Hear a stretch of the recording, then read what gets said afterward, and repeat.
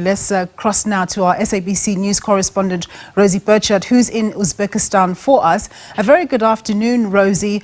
All eyes obviously are on these bilateral talks between Russia and China. Tell us what's at stake.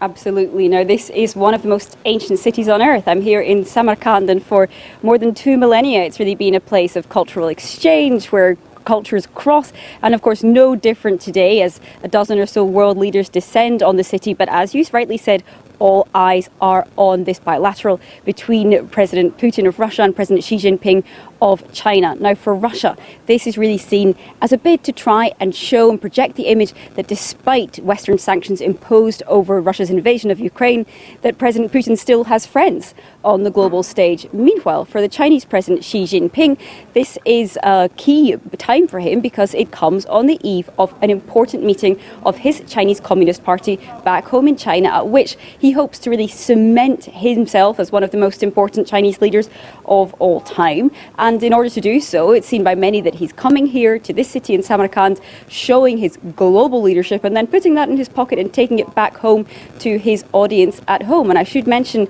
for the Chinese President Xi Jinping, this is his first visit outside his country since the very early days of the COVID-19 pandemic. So a landmark summit with some landmark talks taking place.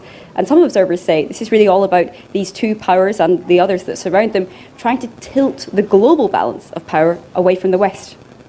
So, of course, Russia and China are not the only delegates to this summit that's taking place. Tell us about what other countries are there and what their agenda is.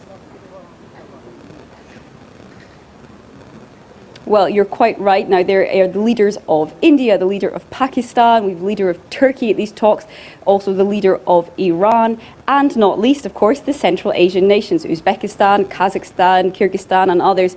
Now, for them, those are nations which are geographically really wedged between these two superpowers, between Russia and China. They have some concerns because a lot of their trade into Europe has been disrupted because it used to go via the route through Russia, but of course that is now under sanctions. So these Central Asian countries have some concerns perhaps to bring to the table. It's the one forum in which they can kind of complain to one of these regional hegemons, Russia, to another, to China. Both of those are powers which have a great deal of influence in this region. But it's also really an attempt by Russian President Vladimir Putin to try and gain some more explicit backing for his ongoing war in Ukraine. He'd like some more support from China, but also from the other nations represented here. And that is support he's unlikely to get, at least in an explicit form. While China and many of the others nations represented have not explicitly condemned Russia, they've not adopted sanctions, for example, as many other countries, particularly in Europe, the US and so on, have done. They also haven't given any sort of formal backing to Russia. But of course, it is an opportunity for President Putin to try and show and demonstrate that he is not fully isolated.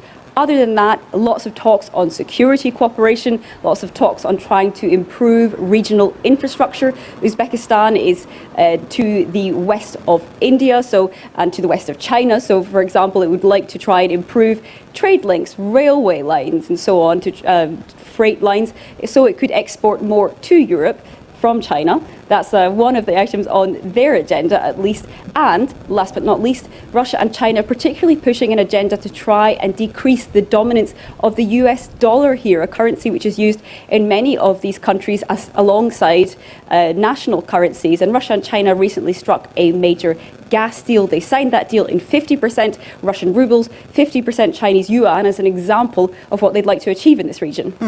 And very lastly, Rosie, we're running out of time, but just briefly tell us about the new kid on the bloc that's set to join the SCO grouping.